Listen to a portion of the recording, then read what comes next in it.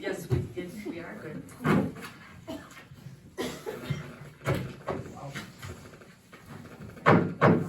We'll call this evening's meeting to order. It is Tuesday, October 20th, 2020, and it is the regular city council meeting. May I have roll call, please? Mr. Bevins? Here. Mr. Blair? Here. Mr. Gillis? Here. Mr. Martin? Here. Mrs. Meldrum? Here. Mr. Scarback? Here. Mayor Stoneburner? Here. All present. Will everyone please take a moment of silent prayer?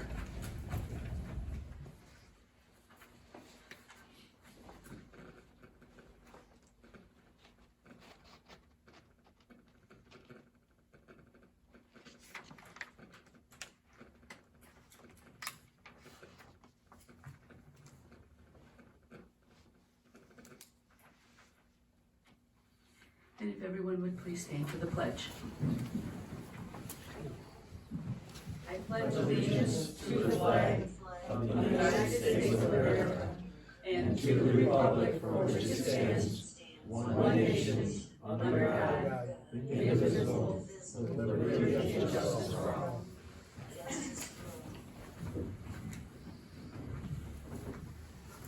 At this time, we need a motion to approve this evening's agenda. So moved.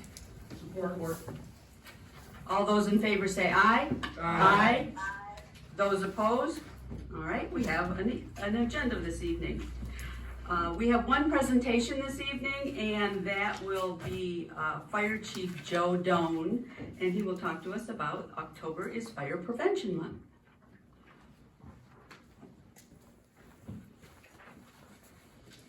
Thank you, Mayor and members of the City Council. As you know, October is Fire Prevention Month, which is the longest running public health observance. Since 1922, Fire Prevention Week has been observed during the week of October 9th, which commemorates the Great Chicago Fire of 1871, which killed an estimated 300 people, destroyed 17,000 buildings, and caused an estimated $200 million in damage, and also left 100,000 people homeless. However, the deadliest and most overlooked fire in the United States history occurred on Sunday, October 8th, 1871, the day before the Great Chicago Fire. This fire was not reported for days due to the loss of the only telegraph line in the fire. This was a wildland fire that engulfed more than 1.5 million acres of land in Peshtigo, Wisconsin, that burned into Michigan, killing 2,500 people, over 1,000 in Wisconsin alone.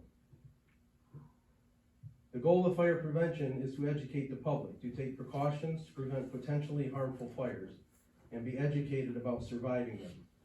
It is a proactive method of preventing emergencies and reducing the damage caused by them.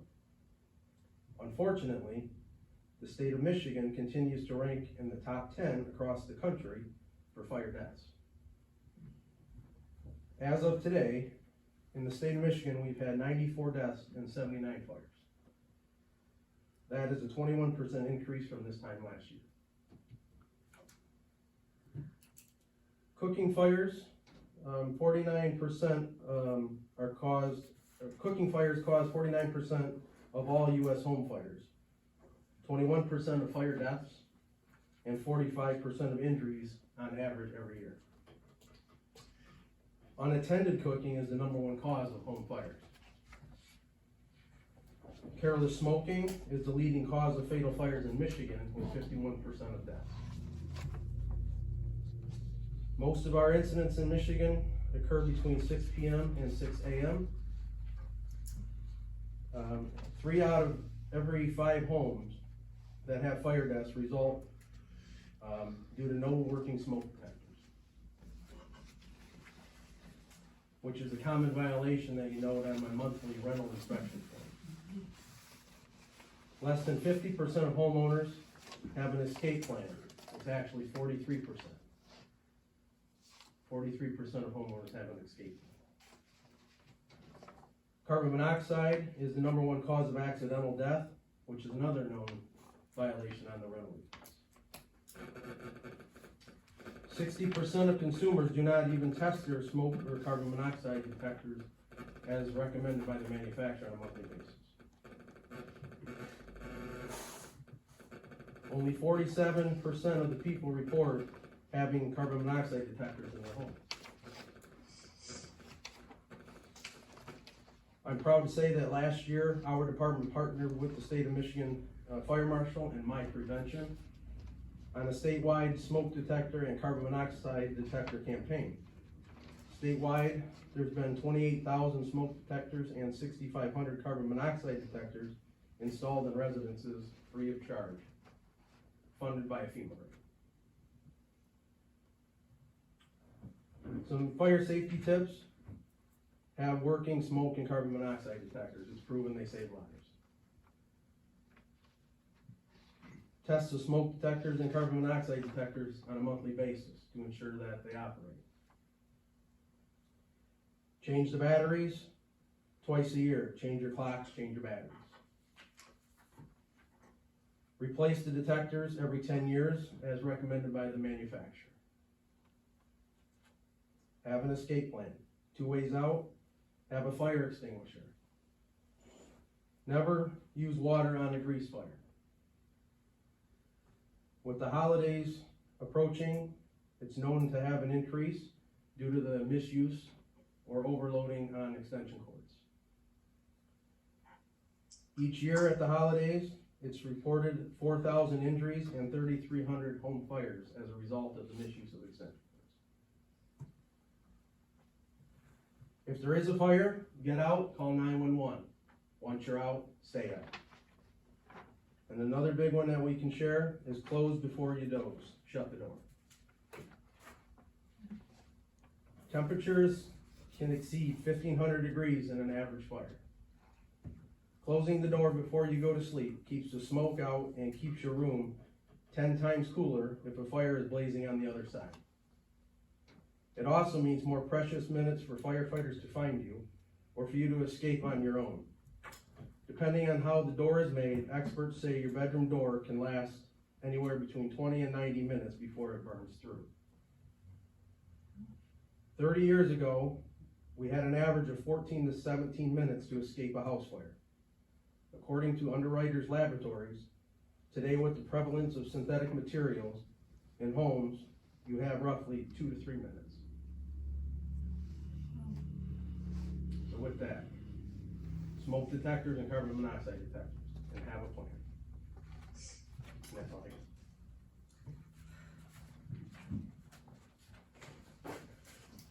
Joe, if I could ask a question, how many smoke detectors do you recommend and where in a house? Recommended one in every bedroom, one in the hallway outside of the bedroom, one on every floor of the home. And same thing with carbon monoxide? Yes. Yes, recommended one in every bedroom, at a minimum one near the gas appliance. I have a question, Joe. You mentioned Yeah. something about the uptick on fires in this last year. Is there any known prevalence for why that is? No, the average range is upper 40s to 60. Smoking continues to be the #1 cause. The living room of the home is the #1 reported area, which is over 50%. I guess a lot of them have a little substances in their body, which contributes to it. But yeah, other than that, it's pretty sad that we consistently rank in the top 10. Not negative, though. We appreciate what you do, Joe. Thank you. You and your Although our last fatal fire was contributed to smoking. Could it be the uptick for this year? Could any of that be attributed to many of us are at home now and normally wouldn't be at home? Yeah, it would definitely contribute to that, people at home. And the deadliest time of the day, as I stated, is between 6 p.m. and 6 a.m. when people are usually returning home from work. Anybody else have any questions? Great job. Thank you. Thank you. Thank you. At this time, it is time for public comment. Remember, please state your name, where you live, and you have 5 minutes that you may speak. Hi, Mayor Stoneburner, Mayor Pro Tem Gillis, council members Denise and Sammy. I'm Kathy Harris, and I'm running for council. I worked here for 25 years, as everyone knows, and all my kids graduated from high school here, so I want everybody to reacquaint themselves with me and get out and vote November 3rd. Thank you. Thank you. That's it? That's it. So much more to say. All right, my turn. Hi, everybody. Hi, Gail. Gail Anthony, 1110 Summer Street. Yes, it's me again. Saturday, what a blast. We had so much fun. It was so good to see all those kids out there smiling, not complaining about school, not complaining about online, smiling and having a wonderful time. I had a ball, and I can't wait to do it again next year. But tomorrow night at First Evangelical Lutheran Church, we are having our free community supper. We started it up again after the lockdown. We started up again last month, in September, and Henry's Club came in en masse and sat down and had a good dinner with us and left us a wonderful donation, which we love and appreciate. It was a good way to start our new season by having new people come and see us. So tomorrow night, we're going to have chicken, broccoli, and rice casserole. We're having tossed salad. We're having rolls and butter. We're having beverages and homemade desserts like we always do. We're following all of the health department recommendations. I have a book. We check temperatures on our volunteers. Everybody is gloved and masked and either a hat or a bouffant. We have a plexiglass shield between our customers and ourselves. So everything is safe. It was safe last month, it's safe this month. Even though there is a rise in numbers, we won't talk about that. But another thing that I wanted to tell you is that our Thanksgiving dinner, which normally we serve about 200 people, will still be held, but we're not going to hold it inside the church because we can't seat 200 people. We're going to have it as a carryout. So the Wednesday before Thanksgiving week, we will have a carryout meal. Everything will be packed and ready to go. Ham, turkey, mashed potatoes, stuffing, the whole 9 yards. And you come, you pick up your dinner, you take it home, enjoy it. But tomorrow night, come and see us. Okay? Thank you.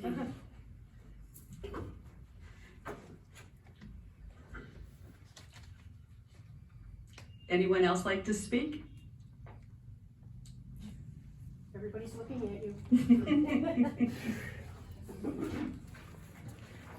Mayor, council members, my name is Ed Weixler. I live at 3123 Forest Street in Port Huron. I am the project director of the Blue Water Area Fallen Heroes Banner Project. I'm here for two reasons. One is to educate you about this particular project, and two is to collect questions that we don't have answers for. The project before you is 3 years in the making. I have had the mayor pass out a list of your area military casualties that have died in service to their country since World War I, whose photographs we're looking for, and that's the biggest challenge of this project, is finding the families.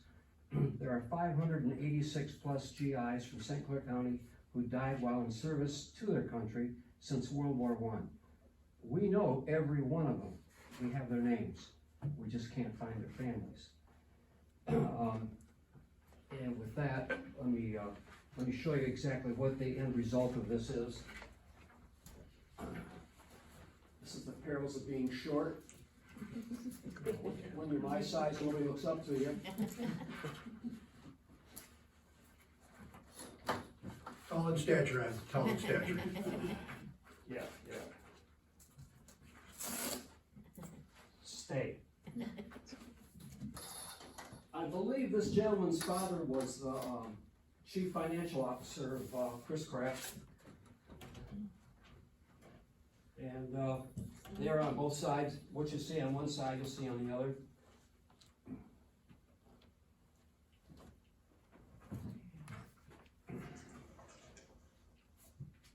Banners will be distributed to cities, townships, and villages throughout St. Clair County 10 days before and harvested 10 days after Memorial Day. This will start next year.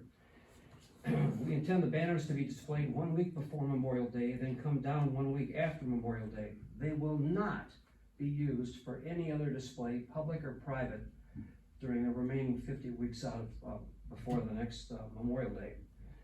This project was strategically designed to be non-competitive amongst communities and non-divisive amongst the residency. Imagine that. It was surgically designed to bring us together for 2 weeks out of the year. Every year, the project is designed to outlive us all.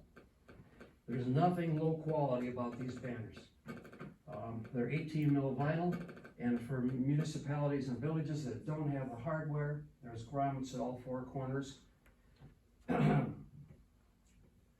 This project is all about us and we, not I and me. The banners reflect the sacrifice of young people who grew up immediately but never grew old. The qualifier for having a banner is not just limited to killed in action, but if the GI died while in military service to their country, he or she qualifies for a banner.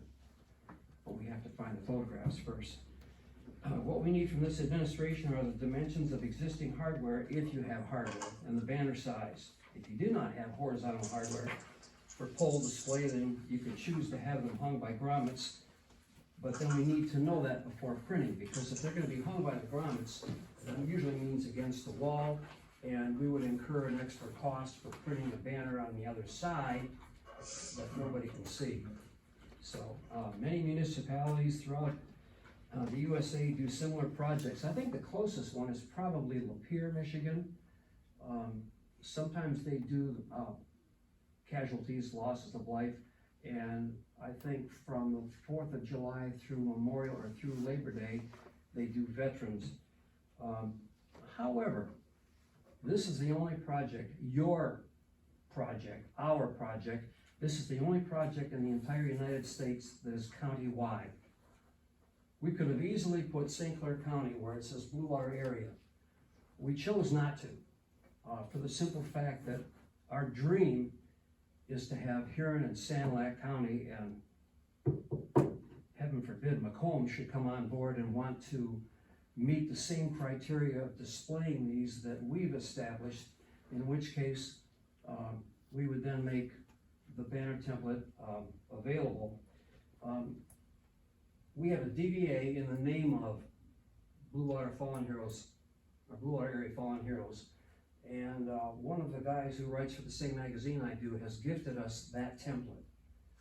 So if another county wants to use this, then, and they want to utilize the same criteria for display that we are using, then we can make that template available to them. As of this date, we've scanned 263 photos of the 586 GIs who died in service. If anyone of you is on social media, you've probably seen me permeating your Facebook pages at least once or twice a week with the latest scan. The idea is to keep the subject out in the public's consciousness so that we can develop a family conversation of something like, whatever happened to that picture of Uncle George used to be on Grandma's nightstand? Wasn't he killed? Who's got that picture? That's what we need. Knowing these GIs and the sacrifices they made is one thing, but we need to find the families to do a high resolution scan of the photograph, hand it back to them, they never see us again. We do not charge the families either for the cost of production or for the marketing of the banners. It's an ethical decision that we've made. That family already paid. And what better way to honor the sacrifice and tribute the memory of these kids than to have the citizenry and businesses of the counties that they resided in address the cost of this. This is a World War II casualty. We've only printed 6 or 7 banners so far, but if you're contemplating something a little bit more contemporary, this is probably the most powerful image we've scanned so far. This young man was from Cotterville Township.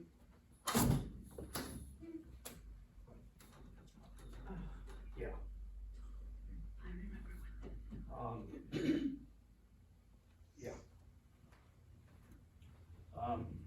we've only printed about 8 banners so far, and they travel throughout the county for a month at a time, then we pick them up and move them someplace else so the public can see them. Of course, COVID-19 impacts this project, nobody sees them. But we did our first public display of a banner May 23rd of 2019 at the K-Pac Public Library. There were 30 people in attendance, 29 of them knew what the meeting was about, 29 of them knew what the object was at the front by the podium, but we had it covered up. The 30th person didn't have a clue, he was just told to be there. And the 30th person, if you would please pass this around, the 30th person is the 93-year-old brother of a World War II casualty. If you were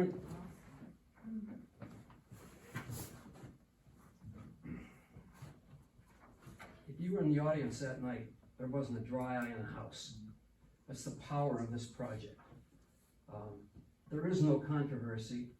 We busted our fannies to make sure that there wouldn't be any debate or what have you down the road. And what would this say about us as a series of communities if you drove from Algonac to the tip of the thumb and the template stayed the same, but the faces changed? This project is about us and we, not I and me. Funding, I'm just a volunteer, and the half dozen or so people that are helping us on the project are volunteers. We have no paid staff. I have to tell you, Jim Fernandez and the Quant Post has been very supportive of research for the Algonac area sacrifices. So virtually every contribution, every dime that is contributed to this project goes directly to the St. Clair County Community Foundation. Their only role is to pay the bills, so there's no extraneous waste of money or whatever, and no one has access to the money. This is probably the most important thing we've ever been involved in. And like I said, it's us and we, not I and me. Am I under my 5 minutes? Don't encourage me, it gets up here. Questions? And like I said earlier, I just want to thank you for your service, and this seems like a really great thing that I think most communities should want in their city. I mean, it just seems like a great tribute to the fallen members. Private First Class Reefer and Laverne Dodge, I think, are the only 2 casualties from Cotterville Township. This is their banner size. The one of Arnold McCare, I believe according to your DPW, that is your size. They vary from one community to the other, but they'll never fly in any community other than the ones that these kids grew up in. If you can't read their name on a stone and you can't see their face, they are forgotten. And what they drill into us in basic training is we leave no one behind. This will address that. Absolutely. Thank you for your time. Thank you. Thank you. Thanks, Ed. Thank you very much. Ed, if we want to send a donation to your group, where do we send it to? The back of that card that I handed you, St. Clair County Community Foundation, and then on the memo line, Fallen Heroes Banner Project. Very good. Thank you, sir. Thank you. And if I can ask one question real fast, has any community stepped up and paid for their full amount of banners for all the people in their community? You know, that's a great question, and we get asked that a lot. And if there was a corporation that wanted to do that, we don't have a mechanism set up so that it would address, let's just say Algonac, because that's where we are. There's one pot and one pot only. There's one project, that's St. Clair County. I can tell you we're probably between $10,000 and $15,000 that we need to raise in the next For the whole 7.5, project? 8 months, just to print the ones we have now. And the hotline's not ringing. That's one of the reasons that I brought that list of names. And I do that with every community that we address. Can I ask you another question? I'm sorry. No, that's- When do you need this money by to actually accomplish everyone on this list? We're gonna be printing probably within the next 2 to 3 weeks. When's your deadline so you guys can actually meet Memorial Day? I would say a month before Memorial Day. Okay, thank you. Ed, one more question. I'm watching my time clock right here.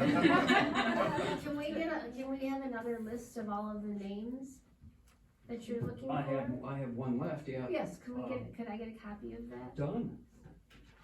Thank you.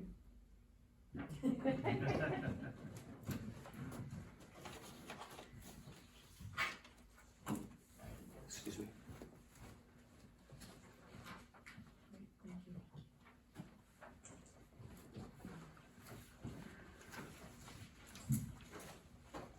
It's kinda hard to follow.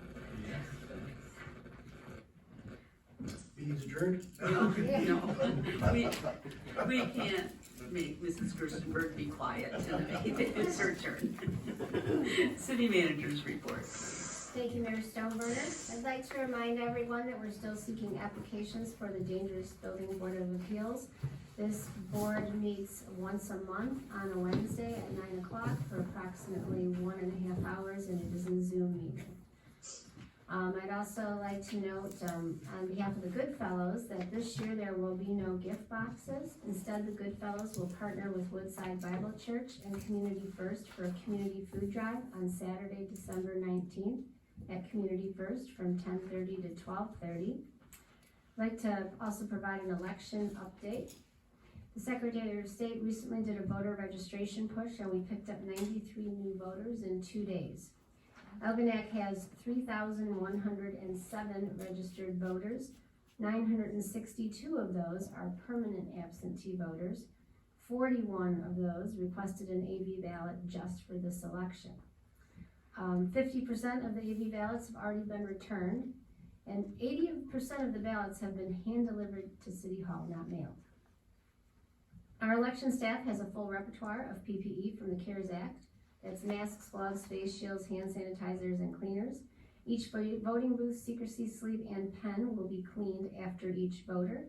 And there will be new bright red yellow stanchion posts and new social distancing signs from the CARES Act that will go up in each precinct to help people line up safely. We are fully staffed and ready for the November election. Lastly, leaf collection. Yard waste collection ends Thanksgiving weekend. Residents are encouraged to put their leaves in paper bags and paper lawn and leaf bags. Please don't wait for the leaf vacuum. The past 2 years, the leaf vacuum has been down for repairs and the wet weather prevented scheduled pickups. DPW will begin leaf collection Monday, November 30th, starting at the north end of Algonac and complete one rotation through the city. Thank you, Mayor. That completes my report. All right, thank you. Any questions for our city manager? No, okay. At this time, may I have a motion to accept our consent agenda, which this time, at this meeting, it consists of one regular city council meeting on October 6th, 2020, our departmental reports, which is blight enforcement, building, DPW, finance, fire department, and the water department. And because the library was still closed through all this time, it does not include the library report. And our communication and notices from the boards and commission roster and the minutes from the Algonac Housing Commission. May I have a motion, please? I'll make a motion to approve the consent agenda as presented. Discussion? All those in favor say aye. Aye. Aye. Those opposed? All right, we have approved the consent agenda. We have no unfinished business, so we'll get right into the new business, and boy, do we have a lot tonight. First up, we are introducing an amendment to the city ordinance, chapter 18, environment, by adding article 6, land disturbing activities. The purpose of this amendment is, if it's adopted, is to require permits for removal and disturbance of topsoil, subsoil, sand, gravel, and other materials greater than 20 cubic yards that cause permanent damage or permanent changes in the topographical and geographical characteristics of the land. 20 cubic yards is a pile that is 20 foot by 15 foot by 5 foot. A person engaging in such an activity must submit to the building department a plan for approval. the reason that that this has become necessary is that several property owners have been bringing in large amounts of material to fill their property. And this has negatively impacted the adjacent property owners, public property, and the public streets, and it's contributed to flooding in some locations. May I have a motion, please? Motion to introduce an amendment to chapter 18 environment by adding article 6, land disturbing activities to the city code. Support. Discussion? I have a question. Denise, city manager, it says at the beginning, the purpose of this amendment is to require permits for removal and disturbance of the topsoil, but the last one says owners have been bringing in large amounts of material. It seems to be different than that one. One says removal, and one says they're bringing in material, so which one is it? The permit that would be required would be for either one, removal Okay. or bringing in extra So right now, you material. don't need a permit for filling up your property or You anything? do not, and Oh. that has caused some problems, especially in the area that you live. We have received some complaints up there, where people have brought in a lot of topsoil and it has Gotcha. caused flooding. Okay. Thank you. Any other questions, concerns? Roll call, please. Mr. Blair? Yes. Mr. Gillis? Yes. Mr. Martin? Yes. Mrs. Meldrum? Yes. Mr. Scarback? No. Mayor Stoneburner? Yes. Mr. Bembas? Yes. Motion carries. All right, and at our next meeting, we may adopt that, depending on how it goes. All right, next on our agenda is to approve the purchase of backflow prevention devices. Backflow prevention devices used to protect the potable water supply from contamination or pollution due to backflow. Our state requires backflow prevention devices on all commercial and industrial water meters. Currently, our DPW does not have a backflow, and the one in the fire department must be replaced because it currently leaks and did not pass inspection this year. We received 3 quotes that also include not only the materials but installation. May I have a motion, please? I'll make a motion to purchase backflow preventers for the fire department and DPW from Hollywood Plumbing and Heating Inc., whose address is 317 Howard Street, Mount Clemens, an amount of $2,350.15 as presented. Support. Discussion? I have a question. We're replacing a broken one and buying a new one. Do we need to think about getting a spare?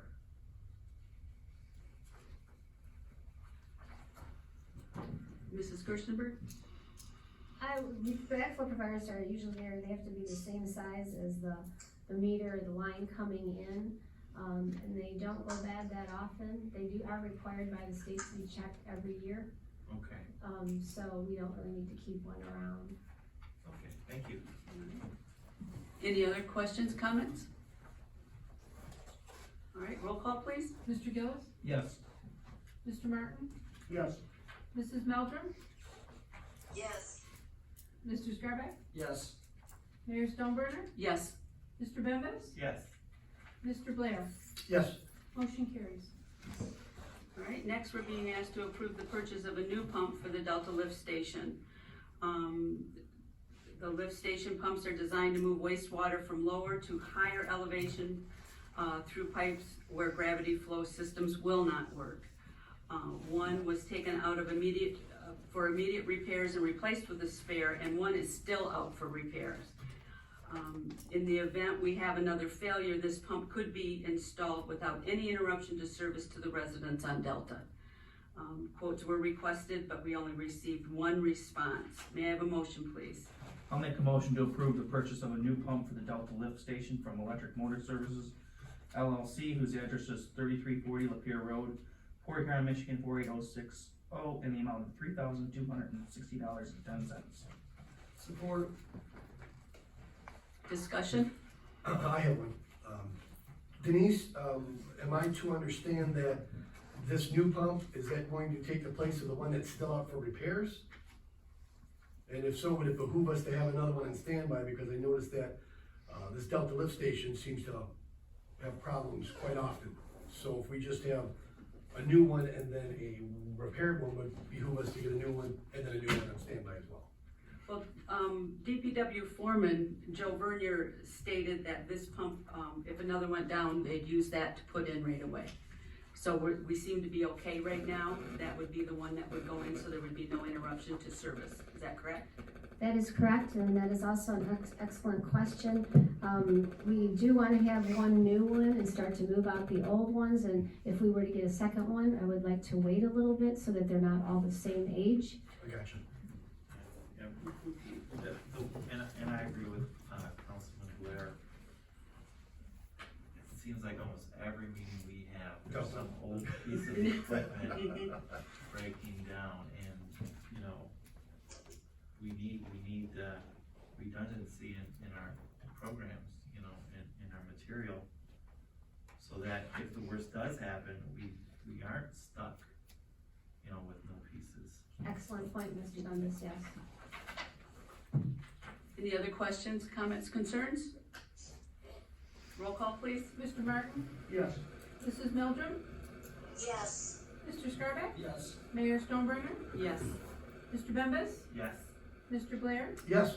Mr. Gillis? Yes. Motion carries. All right, next we're being asked to approve the purchase of ADA operator package for our city hall door. If you noticed when you came in this evening, it's propped open, so we can get in without having to use the accessibility entrance. The city is required to provide an accessible entrance for all individuals who use wheelchairs or have other mobility impairments. The power assist currently installed at the front door has failed, and the current system is obsolete, and the parts to fix it are obsolete. Quotes were requested from National Door Systems, LLC, the same company that installed the original door and hardware. This quote also includes installation. May I have a motion, please? I'll make a motion to approve purchase of ADA operator package for City Hall door from National Door Systems LLC in the amount of $2,550. Second. Questions or concerns, comments? Roll call, please. Mrs. Meldrum? Yes. Mr. Scarback? Yes. Mayor Stoneburner? Yes. Mr. Bembas? Yes. Mr. Blair? Yes. Mr. Gillis? Yes. Mr. Martin? Yes. Motion carries. All right, next, we're to approve conversion of an existing fire hydrant. The existing Traverse City fire hydrant over on Michigan, you may have seen it covered up over there by Community First, is currently leaking and out of service. The cost to repair the Traverse City hydrant is $1,954.77. The cost to convert that hydrant to an East Jordan Iron Works hydrant is about $400 more at $2,354.56. Our DPW foreman Joe Vernier recommends converting the East Jordan Iron Works hydrant for two reasons. One, the conversion would not disrupt water usage for any local businesses like a replacement would. And secondly, every fire hydrant brand has a unique design and a unique hose connection threads. The city is taking steps to standardize all our hydrants in the city, and we are using the East Jordan model. May I have a motion, please? I'll make a motion, we approve the purchase of the East Jordan Ironworks hydrant conversion kit from EJ USA Inc., 13001 Northern Avenue, Oak Park, Michigan, the amount of $2,304.56. Support. I have a question. It says $2,304.56, and yet we're being asked to approve $2,354.56. Okay, that's the same thing. Yeah, It didn't include I didn't shipping. notice it when I read it at home. So is the real amount $23.54 or 2304? 54. Okay. I'd like to, again, speak my motion then to approve. Okay, I'm sorry. To approve the purchase of the East Jordan Ironworks hydrant conversion kit from EJ USA in an amount of $2,354.56. We have a second to that? Support. All right. No, I didn't, until I heard it out loud, I didn't see the typo. All right, one thing, I would like to make a comment, I like that we're standardizing things, I think it's gonna make it easier in the long run if we know exactly what we have here and they're all the same. I know how much easier it is to make repairs than try to say, who made it, where'd we get it from? You know exactly everything, and I think that's a great move. I have a question too, I don't know if Denise or Joe can answer this. Do we just replace a hydrant when it leaks, or do we do pressure checks and tests on these hydrants to know if they're going bad prior to the leak, so we won't have this issue? We test them annually. Okay. We do flow testing. We also pump down a flush in the spring. But the recommendation to replace a hydrant would be when it's damaged or any water main project takes place. Thanks, Joe. And with the East Jordan, also, if I could add to it, is East Jordan is 80% of the hydrants we have in town, of our 230 hydrants. We already have 80%. And Traverse City, to my understanding, speaking with Mr. Vernier, is a lot of their parts are going obsolete. So that wouldn't be the way to go. And neighboring community, Clay Township, has East Jordan, and they share parts for repairs on a regular basis. So Joe, if we decided to replace the other 20% with the East Jordan units, do you know if they would give us some kind of a bulk deal if we replaced the remainder 20%? I would be hopeful, but that I can't answer. Okay. Maybe something to look into. It's a good idea. So 20% out of how many? 230. So 40 of them. give or About take. 40 of them. Can you tell us why the East Jordan are so much better? I wanna get a grasp on, one company versus the other, just cause they have more parts, or? They're more readily available. The operation of it and the repairs, like to change the main operating stem, is fairly easy, where the other ones are more, Operating stem. to turn it off and on. Okay, One person could usually do it. It's a lot easier to do a roadside repair. The drains, the construction of it, with my experience, is a better hydrant. okay. And the threads are different on the two of them? The connection threads to the hose? Well, you can have different thread, yes. Like Detroit has a thread. There's a national thread. We're national, so all our hydrants in the city are the same. Okay. We're all NBT here, right? Yes. Okay, thank you, Joe. Anyone else? All right, roll call, please. Mr. Skrillex? Yes. Mayor Stoneburner? Yes. Mr. Bembas? Yes. Mr. Blair? Yes. Mr. Gillis? Yes. Mr. Martin? Yes. Mrs. Meldrum? Yes. Motion carries. Next, we're being asked to approve the replacement of Riverfront Park sprinkler pump. The pump for the lawn sprinklers, it has failed, and this pump needs to be replaced as soon as possible, as it's a working pump. A working pump is required for everything to be winterized. We received 2 quotes. May I have a motion, please? And this includes installation as well in the quotes. Motion to approve purchase of the Riverfront Park sprinkler pump from Tuzanowski Landscaping Company in the amount of $3,289. Second. Discussion? Roll call, please. Mayor Stoneburner? Yes. Mr. Bembas? Yes. Mr. Blair? Yes. Mr. Gillis? Yes. Mr. Martin? Yes. Mrs. Meldrum? Yes. Mr. Skrillex? Yes. Motion carries. All right, next we're being asked to acknowledge the First Responder Hazard Pay Premiums Program funding. The First Responder Hazard Pay Premiums Program was created to reimburse and/or pay for qualifying first responder hazard pay premiums provided to first responders who have performed hazardous duty or work involving physical hardship relating to COVID-19. The program is funded under the CARES Act. Eligible employees include law enforcement officers, firefighters, EMTs, paramedics, and 911 operators.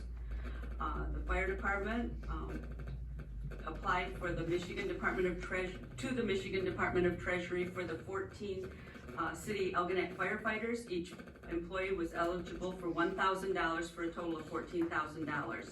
The original award announcement was on September 9th, 2020, and it was denied funding due to a clerical error. That error was corrected and it was resubmitted, and on the 29th of September, in the evening, well after hours, we were notified by the Department of Treasury that the packet submitted was approved for payment.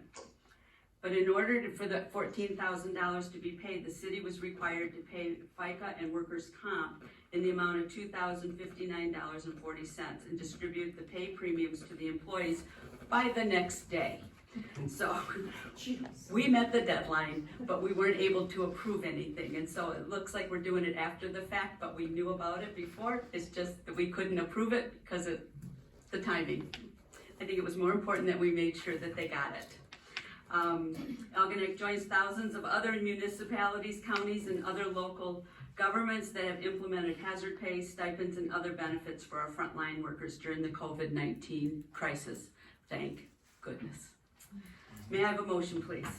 I'd like to make a motion to acknowledge the award of $14,000 for City of Algonac firefighters from the First Responder Hazard Pay Premiums Program and the city's FICA and workers' compensation required match in the amount of $2,059.40. Second. First off, I'd like to thank Chief Doan for doing this. Yes, yes, and yes. He has applied for so many grants and different things that have really benefited our community. Thank you very much. Any other comments, questions, concerns? Well deserved, well deserved. All right, did we have a second? Did I hear a Mike. second? Yes. Mike, okay, good. All those in favor say aye. Aye. Pardon me, I need a roll call. Oh, I did it wrong Did then. I? Oh, it's that other one, okay. Sorry. No, I crossed off on the wrong one. All right, roll call, please. Mr. Bembas? Yes. Mr. Blair? Yes, yes, and yes. Mr. Gillis? Yes. Mr. Martin? Yes. Mrs. Meldrum? Yes. Mr. Scarback? Yes.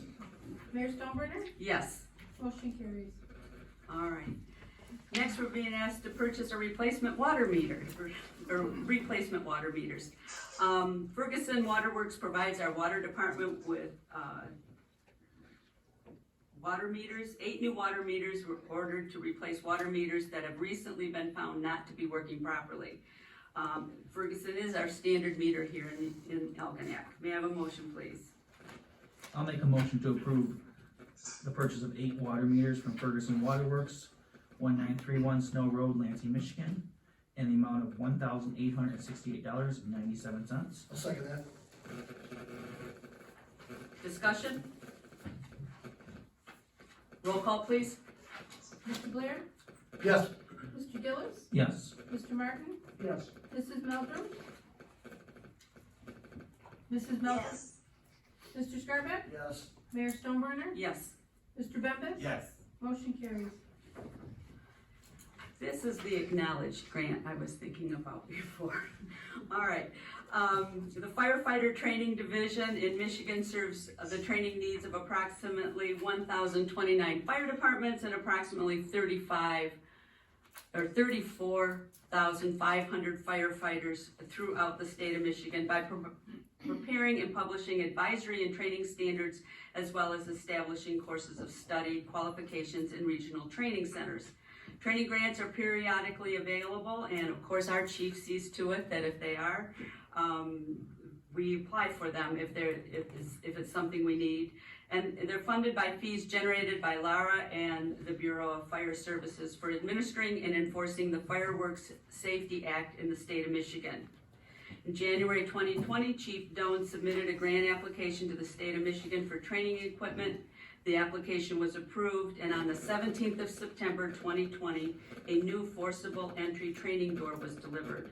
The door allows pushing, prying, cutting, and bending opportunities that provide a host of options in teaching and practicing various forcible entry skills. May I have a motion, please? I'll make a motion to acknowledge the grant received from the Michigan Office of Firefighter Training used to purchase a forcible entry training door in the amount of $8,000. Support. I noticed in the training that the fire department did, that it wasn't 4 days later, they had their first training with that door. It didn't sit here very long. I think you just put it together and got going on it. And another training besides, all in September. So they've had 2 trainings with the whole fire department on it. And I think that's wonderful. This is a great thing. It really is. Get that man a cape. Any questions or comments? Now, all those in favor say aye. Aye. Those opposed? All right. Keep those grants a-coming, everybody. All right, next, we're being asked to approve the Townsend flood study. For 2 years, the residents on Townsend Drive and the city of Algonac have unsuccessfully attempted to mitigate area flooding. In June 2020, assistance was requested from our city engineering consultant, Hubble Roth and Clark. Hubble Roth and Clark met on Townsend with city staff members and evaluated the situation and provided a report. The report outlined possible solutions that would and would not work and associated costs. The study information was communicated to the affected Townsend residents. The solutions are the responsibility of the property owners, though, and not the city of Algonac. May I have a motion, please? I'll make a motion to approve payment for the Townsend flood study to HRC, whose address is P.O. Box 824, Bloomfield Hills, Michigan, an amount of $1,975.27 as presented. Second. Discussion? It's my understanding that they implemented one of the solutions and it has worked. Is that correct? Quiet. It is, okay. You don't knock on my door anymore, yeah. It don't stop me in my golf cart Okay, anymore right, either. for sure. Do we know what the solution was, if you don't mind me asking? I do not know what solution they chose. Thank you. All right, roll call, please. Mr. Gillis, Yes. Mr. Martin, Yes. Mrs. Meldrum, Yes. Mr. Scarback, Yes. Mayor Stoneburner, Yes. Mr. Bembas, Yes. Mr. Blair, Yes. motion carries. All right. Next, we're being asked to approve repairs for the city hall sidewalk and handicap ramp. Quotes were solicited for the following work: tear out and haul away of existing concrete ramp and sidewalk, prepare and pour concrete with room finish, clean up the site for the new sidewalk and handicap ramp, and provide 4-inch concrete re-rod reinforcement and rubber expanders as needed. 2 quotes were received. CR Concrete LLC was one of the quotes that was received, and they completed repairs at the South City Hall driveway, and we're very satisfied with the work. May I have a motion, please? I'll make a motion to approve the repairs to the City Hall sidewalk and handicap ramp by CR Concrete LLC, Marsh Road in Algonac, in the amount of $2,750. Second. Discussion? Roll call, please. Mr. Bembas, Yes. Mr. Blair, Yes. Mr. Gillis, Yes. Mr. Martin, Yes. Mrs. Meldrum, Yes. Mr. Scarback, Yes. Mayor Stoneburner, Yes. motion carries. Next, we're being asked to approve water treatment plant engineering for valve replacement. The city needs to replace the existing altitude valve on one of the high service pumps with a new swing check valve. Plans and specifications need to be developed for contractor bidding. HRC, our city engineer, submitted proposal for engineering services for this project. HRC will solicit and review the bids on behalf of the city of Algonac. May I have a motion, please? I'll make a motion to approve engineering services for the water treatment plant altitude valve replacement with Hubble, Roth and Clark, Inc., whose address is P.O. Box 824, Bloomfield Hills, an amount of $4,500. Second. Discussion? Roll call, please. Mr. Blair, Yes. Mr. Gillis, Yes. Mr. Martin, Yes. Mrs. Meldrum, Yes. Mr. Scarback, Yes. Mayor Stoneburner, Yes. Mr. Bembas, Yes. motion carries. Next, we're being asked to approve accounts payable and payroll. May I have a motion, please? I'll make a motion to approve accounts payable and payroll in the amount of $288,233.70 as presented. Support. Discussion?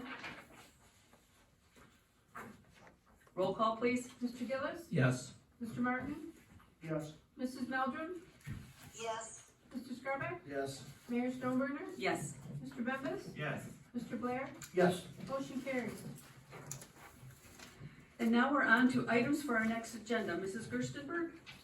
Thank you, Mayor Stoneburner. We will have the adoption of the land disturbing ordinance. We will have a report from the city attorney on one of our dangerous buildings projects, and we will have something from MERS. Can I make a motion, if I have to motion it, to possibly get something on the next agenda? My thought process is, let's say we've had a lot of vandalism that's occurred recently at our Smith Field. I don't know if it would behoove us again to get a quote on putting in some type of surveillance or some type of cameras that went right back to the police station.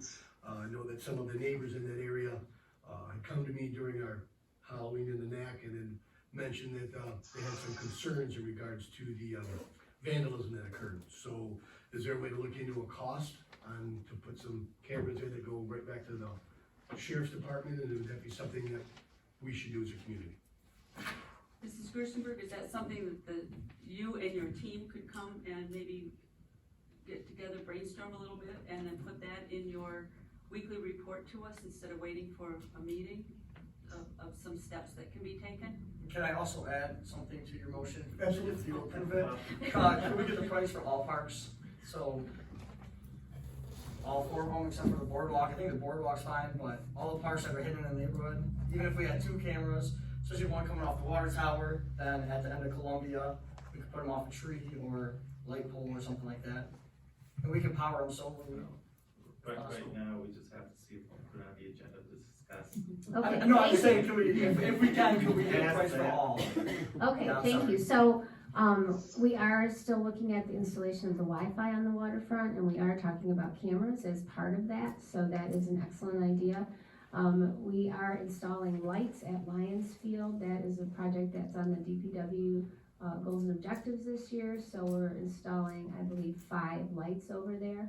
We don't have Wi-Fi over there right now, but we are looking at the cameras for the waterfront and the Smithfield and the skate park area to go with our Wi-Fi project. So I don't need to make a motion, and I don't need to put it in agenda, because it's something that's ongoing as we Yep, speak. we're working on it right now. Gotcha. Thank you very much. Thanks, Jacob. I guess I'm gonna say at this time, on Benny Fencing, who we took down, in Algonac around our recreation areas, I was not in favor of taking down the fencing at the skate park. And I felt that separation of usage from the regular park and the skate park should have stayed separate. And I just wanna say it again, that's the fencing I thought would keep uses separate. I know one of the reasons was to allow someone who felt uncomfortable being there a way to get out quickly, instead of having just an entrance, 1 or 2 entrances in and out. Well, we tried the yellow marking around to keep people out of there when they shouldn't be in there at the beginning of the COVID issue. And I don't know, I just think that's one area where the separation should be.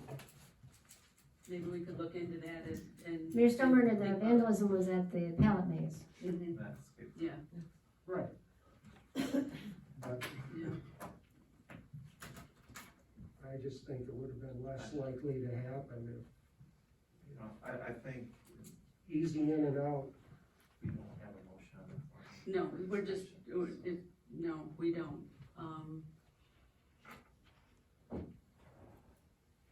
No, it's just a comment It's a that I comment, have okay.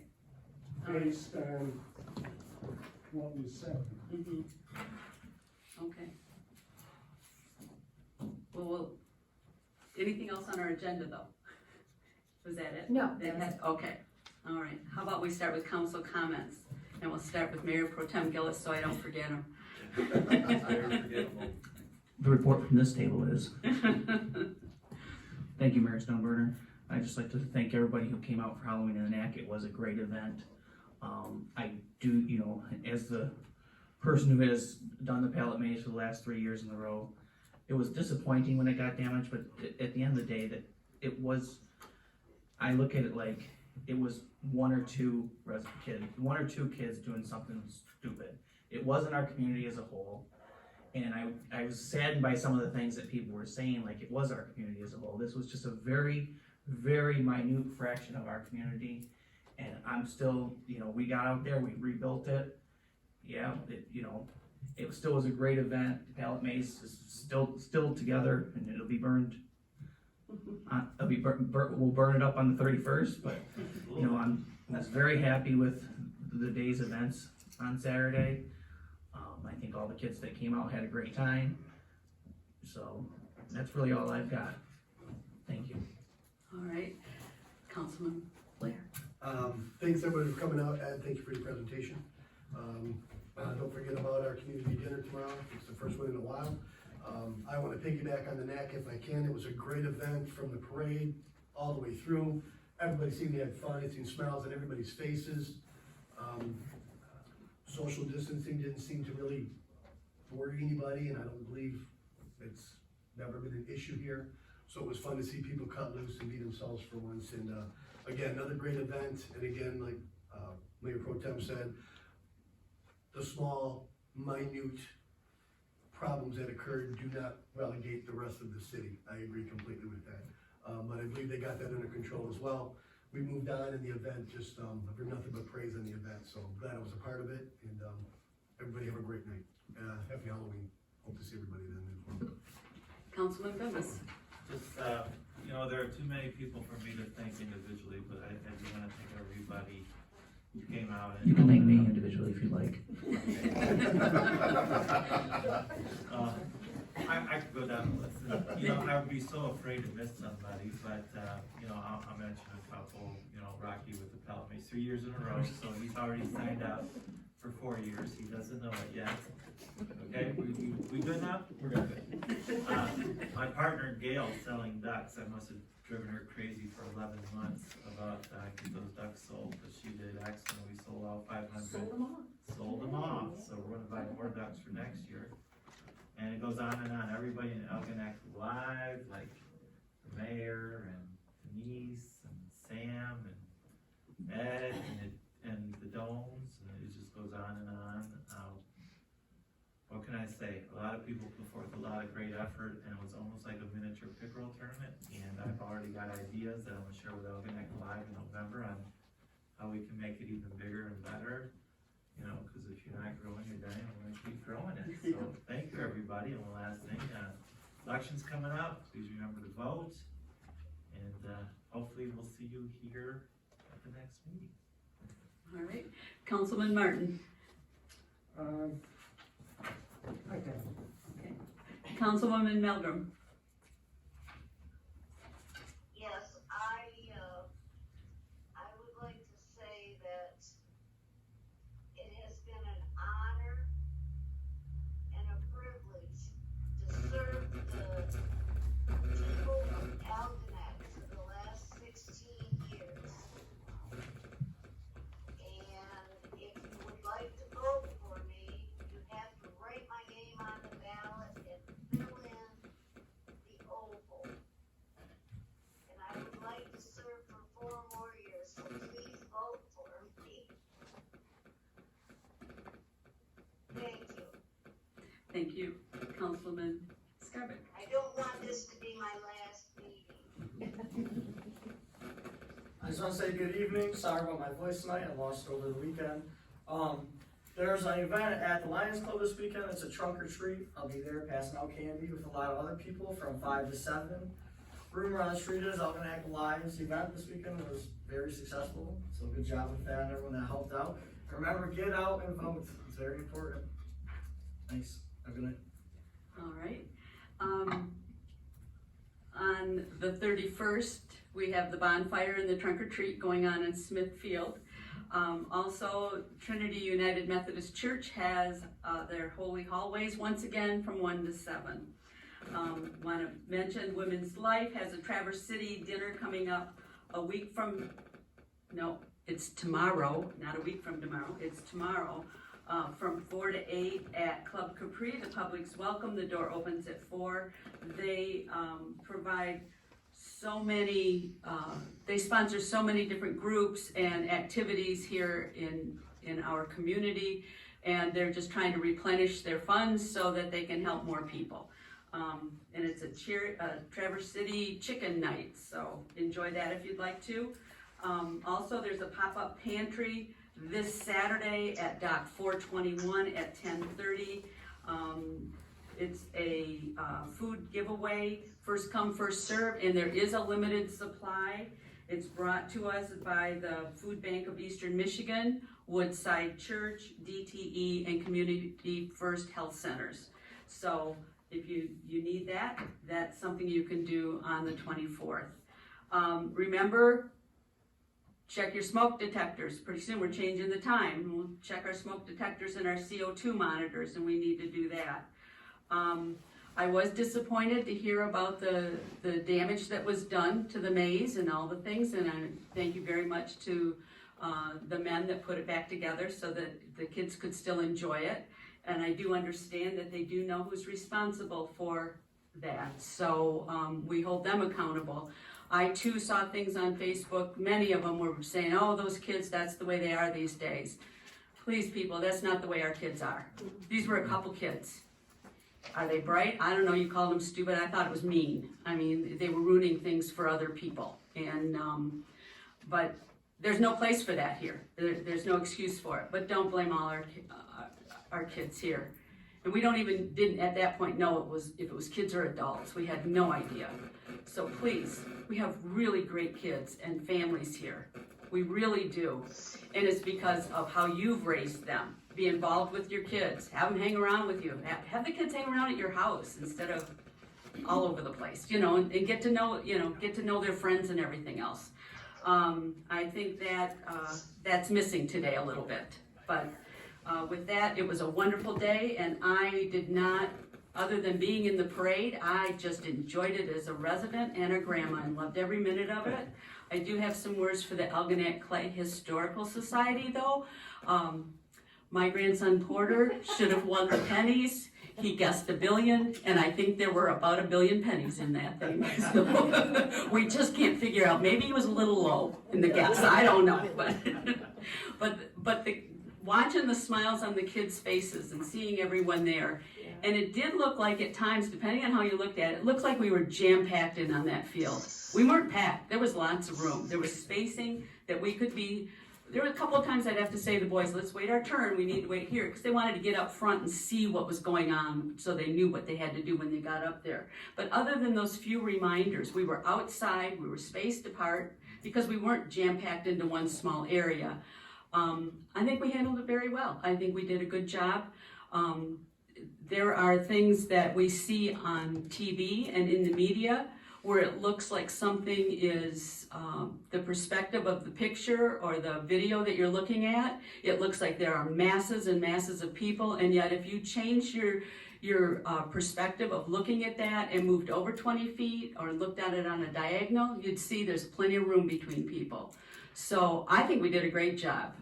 Being in the thick of things, it wasn't thick. It wasn't too crowded. You didn't lose your kids. I didn't hear of anybody losing their kids, but it was wonderful, and I want to thank everybody that worked that day, all the sponsors and everything else, because that's what makes our community. And then next Saturday, they have something going on in Clay Township, and I know a lot of us will be down there for Clay Township, because we are one community here. And with that, I'd like to make a motion to adjourn. Second. There you have it. discussion? All those in favor say aye. Aye. Those opposed? We're adjourned. And Denise's trailer is about the biggest thing. Oh, I